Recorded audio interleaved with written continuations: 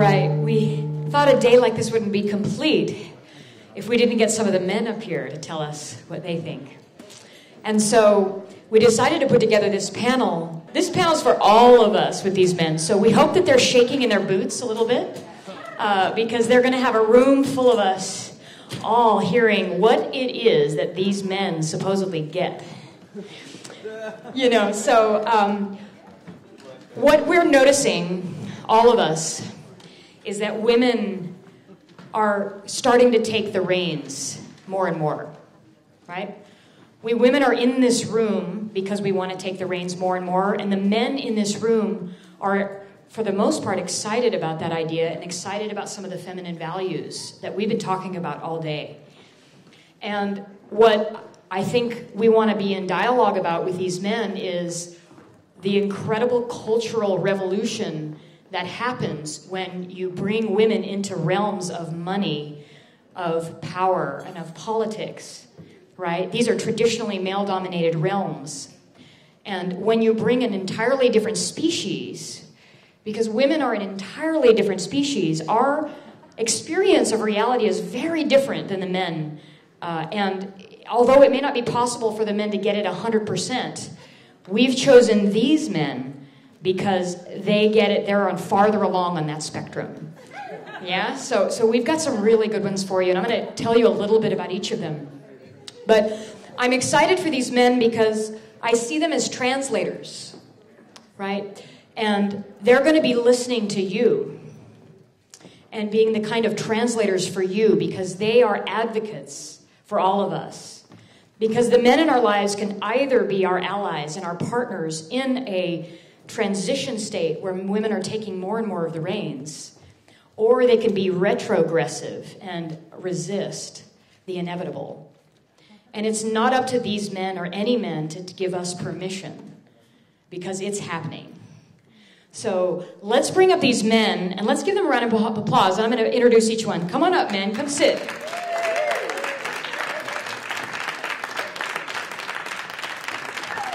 Yeah. And let's have some fun. So go ahead. Yeah. All right, I want to start at the end and move in. Michael is a major reason that this panel exists to begin with. It was kind of his conception, and so we've had a fun melding of the minds putting this together. And Michael is not only one of my dearest and closest friends, but he is one of the most incredible authors that I've ever known. He is a weaver of ideas. He's a weaver of the kinds of ideas that raise people up and tend to be controversial. And it's weavers of ideas like that we need in a time that shaking up the status quo is really what's necessary. He's the author of The Education of Millionaires and a co-author of a book about to come out called You Are the Best Investment with the love of my life, Brian Franklin, my partner. And so that, my friends, is Michael Ellsberg. Give him a hand.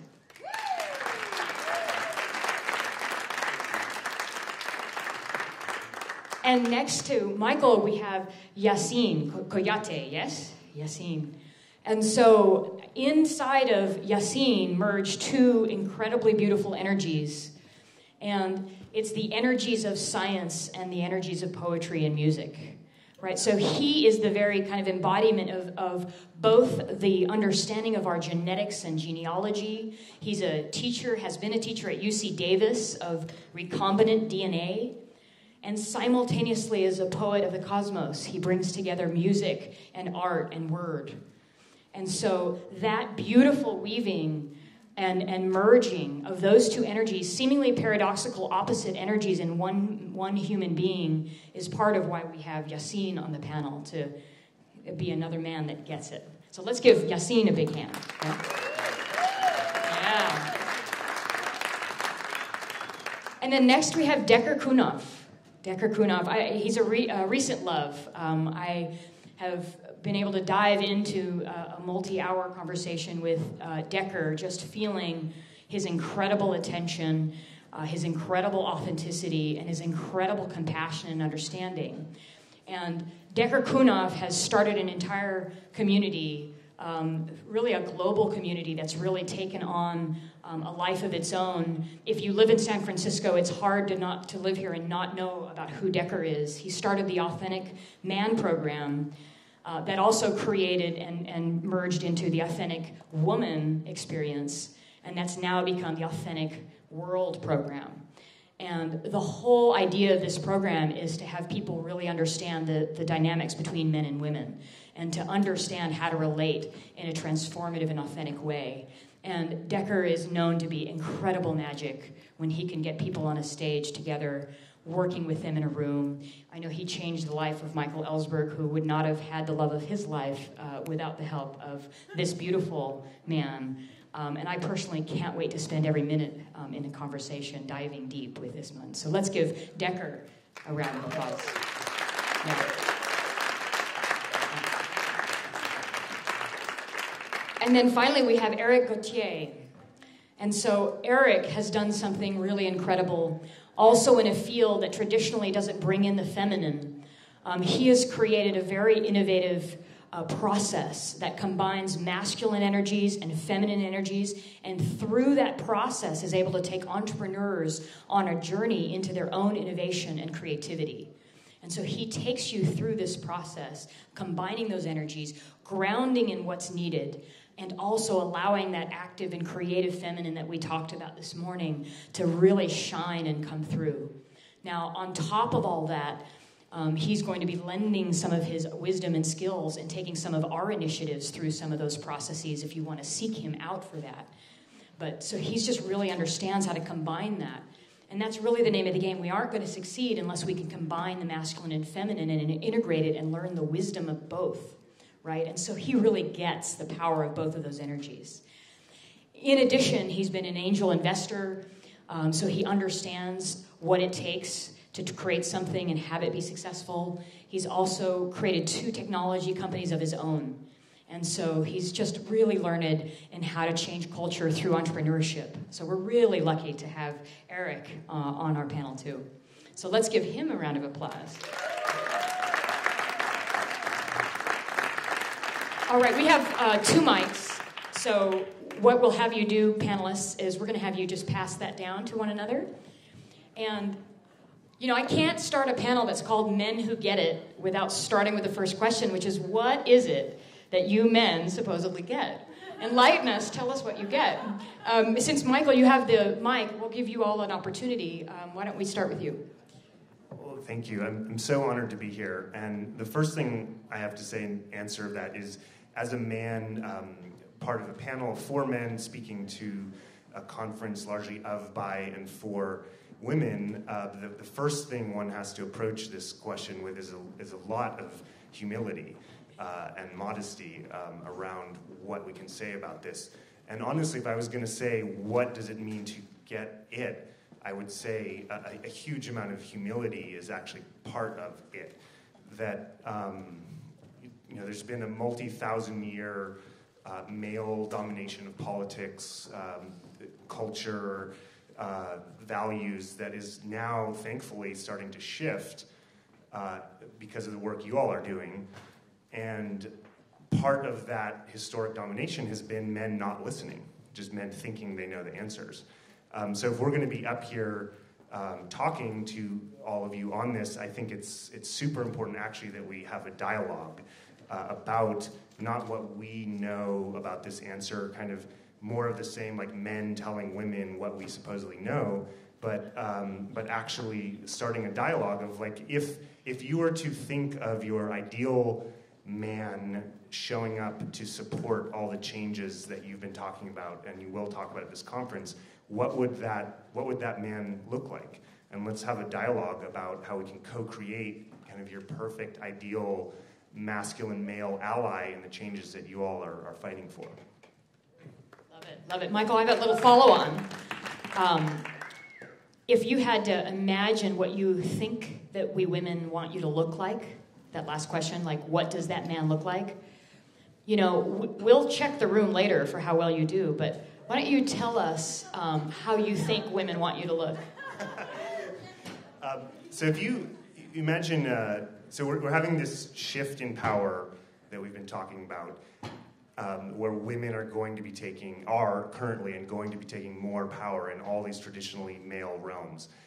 How do we want men to show up in relation to that? So if you think of a spectrum, and on one end of a spectrum is sort of the traditional masculine bully who's been resisting it, fighting it, saying it doesn't have any value, kind of putting women and feminine contributions down, as many men have for thousands of years. That's sort of one end of the spectrum. And then on another end, let's say you have a man who's showing up kind of as a sort of lackey, flunky sort of water boy of, how can I help? How can I help? My sense from talking to a lot of women about how they want men to show up is that they don't want either side of that spectrum. They clearly don't want the traditional bully, but that doesn't mean, from what I've heard, that they necessarily want the men to show up in this sort of just servant boy role, and that women actually want men to exercise leadership, their form of leadership, but with a lot more listening and a lot more inclusion and dialogue and co-creation. So my sense is that women don't want just an inversion of the previous power structure where before it was sort of men calling the shots. My sense is from women I've talked to don't want necessarily the inverse of that, where now they're just all in charge and calling all the shots, but that they're calling for a co-creation, which is more of a feminine form of leadership in my sense. Thank you. In certain contexts, we are open to playing servant boy. It could be fun for a brief period. There's a time and place for the cabana boy to fan us, right? For everything. All right, who wants to take that? What is it that men get? Who wants to take that next?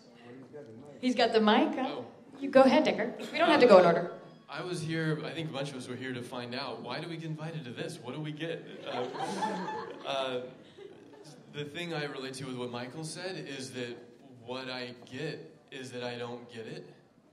And that, especially, my specialty is men's work, and even training soldiers in the military was very male brotherhood, men's culture. That's what I know.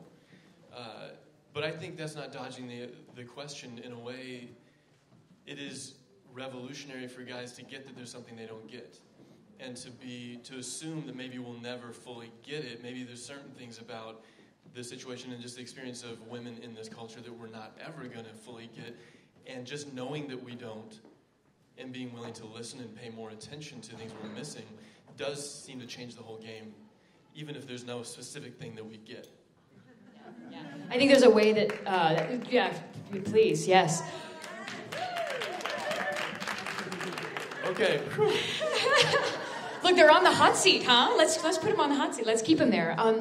I think I would say that men are often uncomfortable not answering the question, right? Like, they need to know, they need to answer, they need to have an answer. And just even pulling back that assertive energy enough to say, well, I don't know, let me sit back and listen. I mean, I think is part of what women are most wanting, right? To create that space of like, oh, you don't have to go ahead and answer the question. You can actually sit in the unknown for a minute and be uncomfortable not knowing. Yeah. What I do understand in general, since I mentioned the military thing, is I understand power differences, and if there are inequities, the people who are benefiting from those inequities are the last ones to notice it. Yeah. That makes sense to me. So just the inclination to pay more attention and listen I may be disrespectful right now in some subtle tonality, or who I'm looking at and who I'm not. Just not that it paralyzes me to the point where I'm like, I'm feeling like I'm a man who's gonna get it if I don't answer this right. Like, I don't think that feminism serves their purpose when it comes off that way. But to have a sense of like, I'm safe here and I'm probably making an ass out of myself in some way, I'm willing to look at that, I think is part of what I get, what I think all of us get. Yeah, I sense that. Now, a lot of the work that you do that's been really impactful for a lot of men is helping translate to these men that don't necessarily get it as well as you do, how to relate to women, how to have them, be more open, more of a yes to them. So if there's an insight that you gained from that work that you could boil into like this is what I get, like one or two, share it with us. Be generous. So I don't know if who's familiar with the Authentic Man program, but if it's either guys who've been married for a long time and suddenly are single and wanting to date better, or it's guys who get complaints at work about you don't relate so well with your feminine coworkers. If you want that promotion, go do AMP. Like it is a lot of man-woman dynamic, and it's a 3-day intensive just for the weekend that we got to dive in with Michael. But one thing I noticed is when Jennifer was just amazing in introducing all of us, when you just met some of us, I find it easy to rave about a woman being flagrantly better than me at something without that demasculinating me or something. Like there more and more there are men who don't need you to not have short hair because that makes me less masculine. Like that weird, my esteem requires you to be different thing, as opposed to I've learned amazing things from women, and that I only feel stronger by acknowledging and honoring that is that's just woven into the structure of all the specific trainings. Is there are women who come in that they get to train and practice and learn from in a way that doesn't necessarily demean them in any way. Beautiful. Thank you. Yeah. All right. Eric or Yassine? Thank you. I'm happy to be here. And it's an interesting place to talk about the relation between men and women, because it's a matter of perspective. In my language, in Bamana language, when we greet people, the men and the women answer differently. When I say good morning, the men say mba, which means to my mother. And the women answer to my power, to the power that gives me the right to give birth. So, so I believe, we have to make the difference between the modern men and the ancient men and the indigenous people. Because the modern man has been taken over by greed, and it's greed that is, the problem. Otherwise, I think the question of leadership has to do with communication between men and women. There are women that don't feel, good about not knowing, and there are men that don't feel good about not knowing. There are women who have leadership qualities, and there are men who have leadership quality. I think the problem starts when one feels left out, and then it's a challenge. So I believe that, the modern world has to look to the indigenous people and take things there that can allow us to progress peacefully. I love that. Thank you. Thank you. That's really powerful. I just want to highlight that for a minute, that just their good morning has implicit in it like an acknowledgement of the power of birth itself, like an honoring of that, and then an honoring of the mother. This is revolutionary. It's beautiful. Imagine if our good mornings had that kind of sentiment. Right. Thank you. That's really beautiful wisdom. Yeah. Shall we hear from Eric? Thank you. Wow. What I'm hearing so far, and that I'm feeling right now very deeply, is that getting it is being okay with vulnerability. Not knowing, feeling freaked out, and being okay with that. And letting that presence touch us. So that something new can open. And what I do is I work in innovation. And I'm very deeply passionate about the world. I've traveled around the world. I've had this opportunity. And what I see around the world is that, I see a lot of problems. And the world is mainly driven by masculine energy. And so perhaps women have something to say about it. This morning, Jim Garrison was talking about that the world complexity has gone beyond human comprehension. And so how could we potentially innovate if we stay within the same perspective, within in the same paradigm.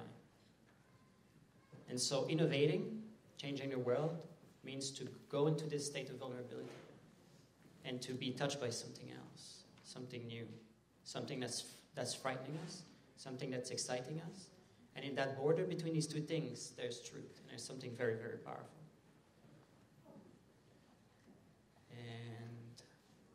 And going into that state is to being transformed by what wants to emerge.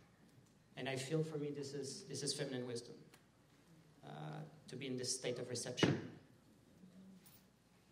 So, and tap into this intuition, into this presence, so that we are guided by this intuition, and in different moments we're using this masculine energy of creating links, meaning, logic. And then we let go of that and we continue this intuition. So that's my take of what it means. Beautiful, thank you. Let's give that a hand.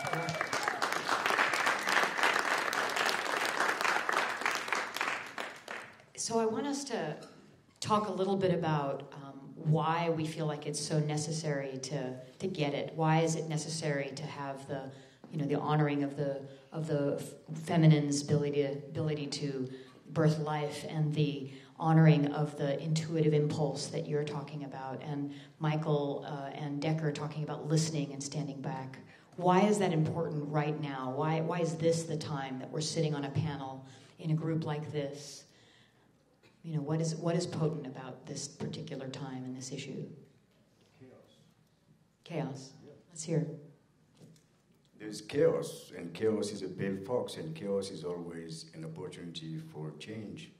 And if you look at the world right now, it's chaotic, and everything else has been tried before. So maybe now is the time for us to look at different ways of dealing with it, and which is not to deal with it as a group, but it has to be an individual work. Because I believe that everything already has been tried in that sense. But people have to be able to come to grief with themselves and have peace in that way. Peace can be a common thing. But if that issue is not addressed, the issue of one person evolving within himself, then the chaos will always be there. But I think this chaotic world right now is so obvious and so present that there is no other choice but to come out of the crisis with new opportunities. Thank you. Thank you.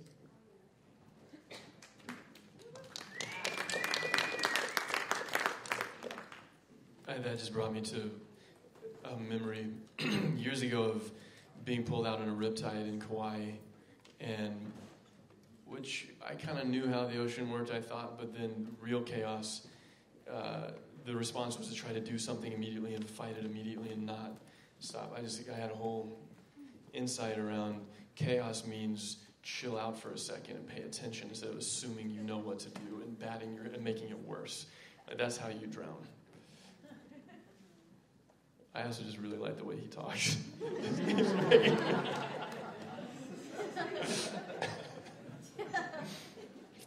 The question was why now? Why is it important now? One thing that I have an eye on are the Facebook threads where one voice is championing balancing imbalances, especially feminine or woman-man stuff, and usually there's these guys who then immediately get super defensive, and it's like if I go a week without seeing one of these tirades on Facebook, I'm like, it hasn't happened this time. It's basically the same thing back and forth where a woman's not trusting something's feeling off, and then some guy's like, just because you feels off doesn't mean you can just say that I'm off, and it's like, yeah, well, what do you want me to do? Sit and tolerate? And why? It's just this back and forth thing that polarizes, and I'm wanting to find ways to listen more, for all of us to listen more, to find how to have good men. There are men out there who, on one hand, don't feel the need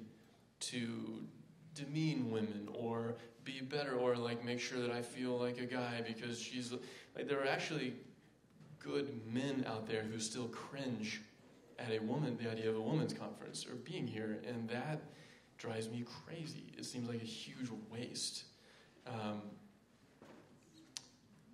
The time seems especially ripe for that to get bridged. And I know it's a can of worms to go into it, but if there's one thing I want, it's for, at least for you all, is to get that those good guys don't see. They literally, it's not like they're refusing to see. They've surrounded themselves with other guys who are fairly emotionally healthy, and at least publicly, and they're unaware. They're actually unaware of a lot of the things that many of you have to tolerate and put up with and transcend.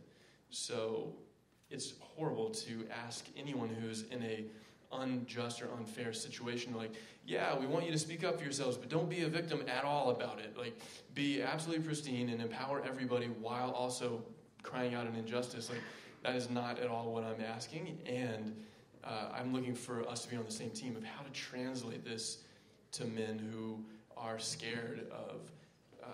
There are men who love women so much, they're like, yeah, I want her to assume the best of people, and if something feels off, I don't care if she's wrong or not.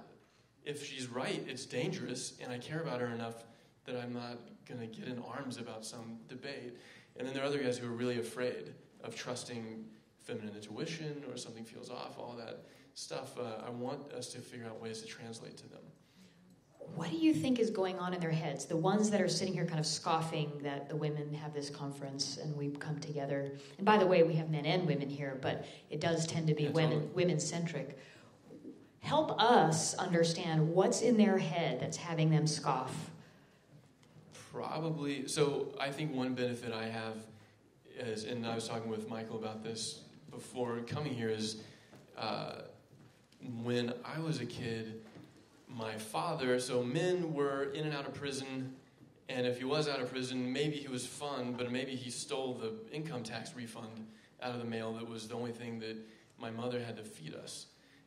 Maybe my mom was in a bad mood or something, but the violence from the men was counted, whether it was him or whether it was drug dealers breaking the house looking for him. And women are the reason I'm here. So I was so touched by your share. So I think it's easy for me to feel allied and easy for me to feel good about any way I can support women and what they're up to.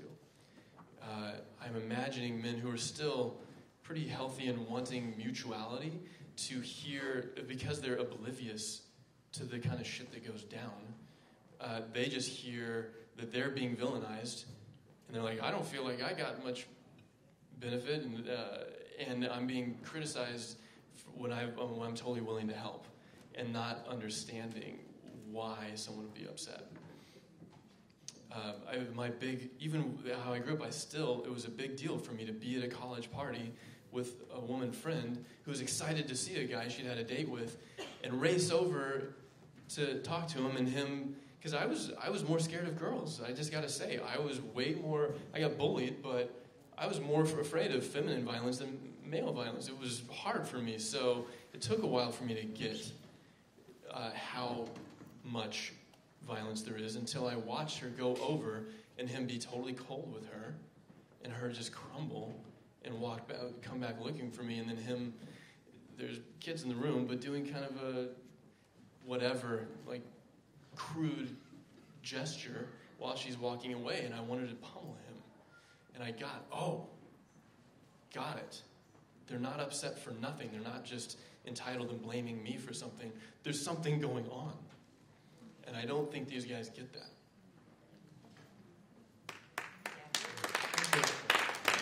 Michael, you want to comment? Yeah. Following on some of the points you were making, so one of the things I write about a lot is what happens when an area that has traditionally had a lot of gatekeepers guarding access to it loses those gatekeepers. So I wrote a book about how that happens in education when people are sort of bypassing the traditional gatekeeping and routes to educational credibility. What's happening now, which I'm really happy about, is that because of the internet and social media, the gatekeepers getting voices that have been traditionally ignored, suppressed, repressed out are gone largely. And so what's happening in the last 10 years is is that women who have traditionally not had access to media, or if they have, it had to be through sort of stereotyped channels of how women are supposed to show up in media, now have access to very large audiences. And what we're discovering, we, men who haven't heard these voices, is that a lot of women are really pissed. Like really fucking pissed about what their experience has been like in a male-dominated world. And it's shocking, and I don't say that to try to gain sympathy for our shock, but it actually is shocking for men who have kind of grown up seeing very stereotypical portrayals of women's voices to actually hear the shit that is going down and to hear it, loudly and clearly. We're learning very quickly from movements like the Yes All Women hashtag, where women are sharing some of their daily experiences. And men, what does it mean to get it? Most men don't get how, literally physically unsafe it is to be a woman in our society. We just don't get it. That's a male privilege, is to walk down the street and feel physically safe in most times. Most women don't have that, and we're learning that. And so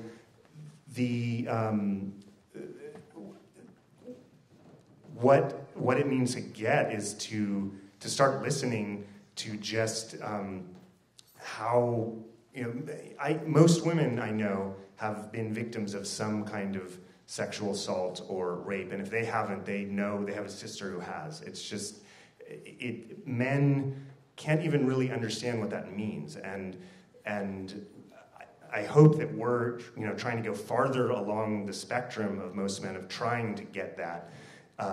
And what my hope is that with all of our work and us and you and everyone, there can be a consciousness that permeates so that men do get it.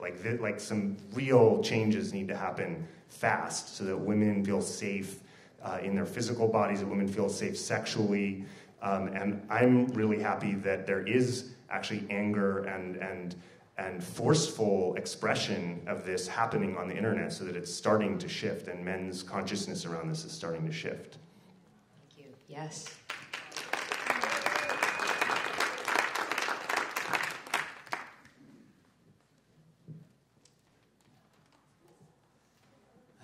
Beautiful. I feel what's really important is its quality of presence, and it was so eloquently presented this morning, the edge on which we are as a society. And this brings us to the historian's paradox. Half, or a lot of historians, would say that the world is constantly evolving, and the other half saying nothing is evolving. And they study the same history. And so this brings us to what is really happening in the moment. And in each moment, I feel there are three forces at play. There's the subconscious forces, keeping us in the past, in patterns, in what we've known. There's the conscious forces, what we think we know in a moment, what we feel in a moment, what we are active to do, our clear, what we usually call intentions. And there's the supraconscious forces, which you could call also our intuition, that's present. And at every moment we create something, these three forces are in action. And so that's probably why we keep on reproducing the same patterns again and again. Because in the moment of creation, we're not exactly clear about what's really our subconscious stuff, our shadow that's present. And what's really the supraconscious, the future calling us into a direction. What's that future so that we can give it more space? And that was triggered for me very quickly in a very, very deep experience I experienced in Guatemala. After 40 days of meditation in nature, I was really, really, really happy, in tune with everything. And came to my door at 9 o'clock at night, 7 guys with guns. I thought it was a joke. I was, wow, this is so surreal. And they broke in. Until the moment where I had 3 guns on my forehead. And I was pretty cold, the feeling of the metal. It was, wow, I'm not dreaming. This is really happening. What do I do with this? And I was spinning, and then I let go. I don't know what to do. I'm just going to surrender to that moment. And it was the most transcending moment of my life. And since then, I'm infinitely grateful for these people. that enabled me to have this experience.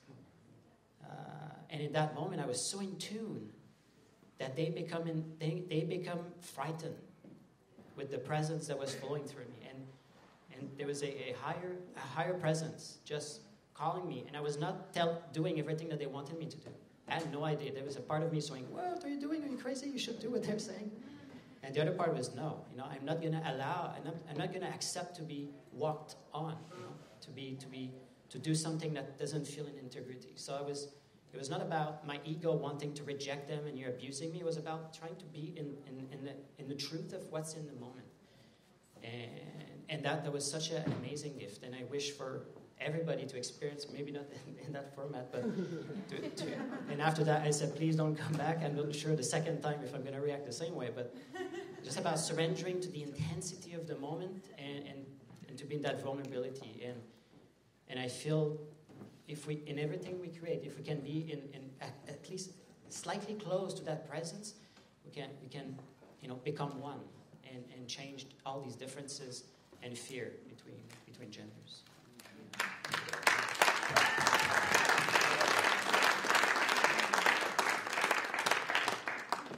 So I'd love to know, I'd love for you all four, if you can, find the time in your life where you didn't get it.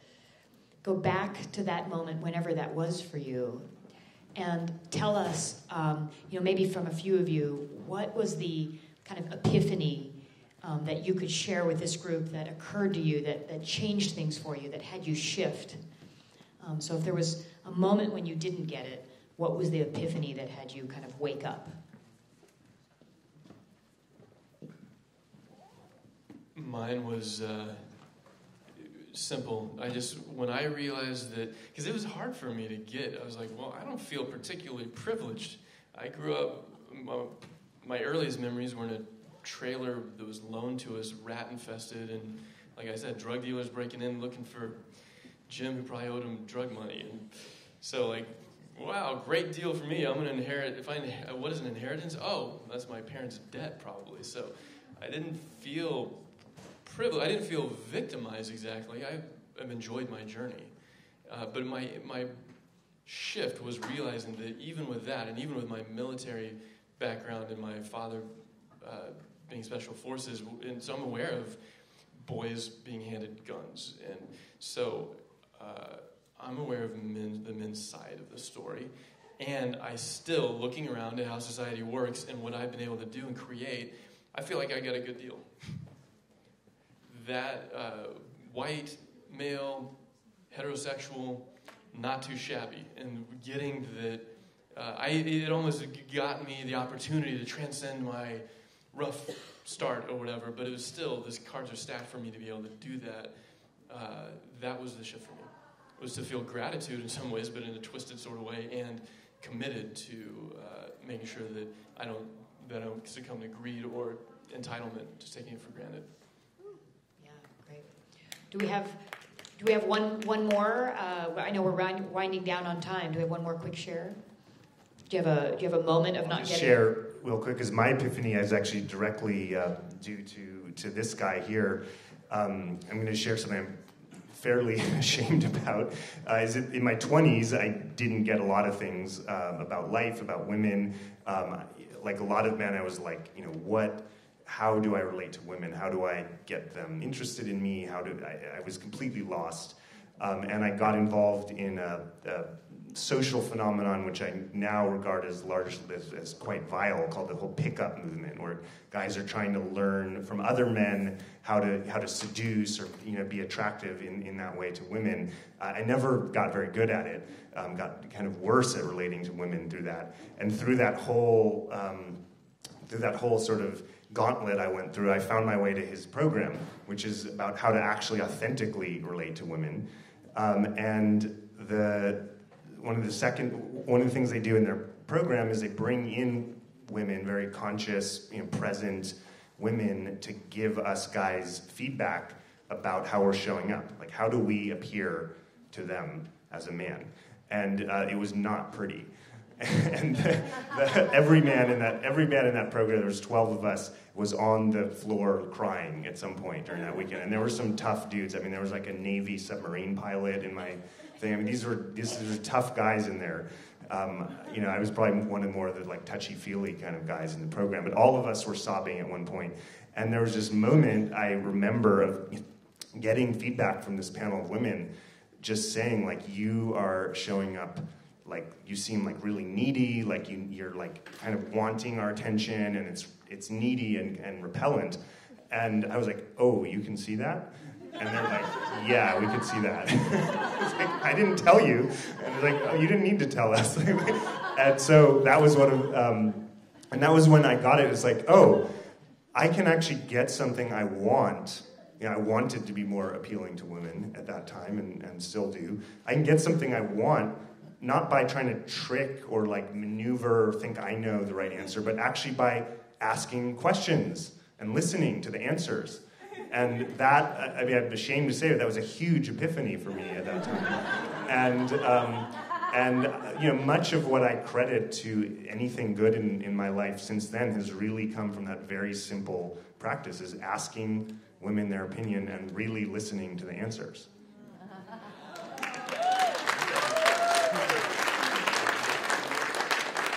So I'm just told we're out of time. Is that true? So, here's what I invite all of you to do, because we didn't have time to do it in this session. These are your allies.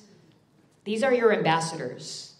These are the kind of men that are in contact with hundreds, if not thousands, even tens of thousands of other men, and that they get it well enough to do the translation that some of us may need to get across what it is that we really want men to know and how we want to be treated in our relationships, in business, in politics, in power. And so I'm going to invite you throughout the time seeing these men to tell them, give them your fantasy of what you'd imagine it looking like, and have them help translate that to the men that they know so that we can ripple that out and we have a whole culture of men that get it. All right, so avail yourself of that. Come see these men, have that conversation with them, and give them a big round of applause. Thank you for coming to do this with us. Thank you.